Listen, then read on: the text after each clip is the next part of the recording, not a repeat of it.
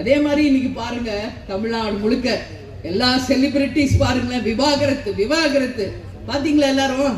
எல்லா cinema people இன்னைக்கு வந்து அது எவ்வளவு வருஷம், 20 வருஷம் வாழ்ந்துட்டு விவாகரத்து. ஏன்னு தெரியல. நான் ஒண்ணு மட்டும் சொல்றேன், உண்மையான புரிதல் இருக்கணும் கணவன் மனைவிக்குள்ள.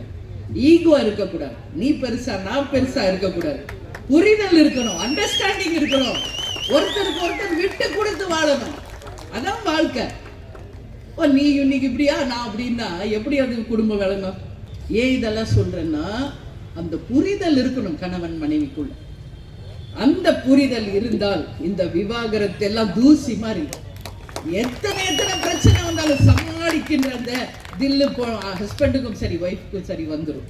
அது இளைஞர்கள், பெண்கள், மாணவிகள் இதை என்னுடைய ஒரு அட்வைஸா நீங்க எடுத்துக்கணும்னு சொல்லி இந்த பொதுக்கூட்டத்தில் உங்ககிட்ட நான் சொல்றேன். அது இன்னைக்கு ஈகோ இல்லாம நீங்க வாழுங்க.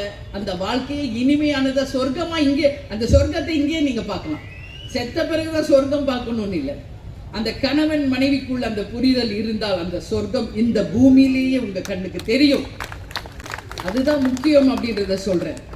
Satyabama Institute of Science and Technology, admissions open.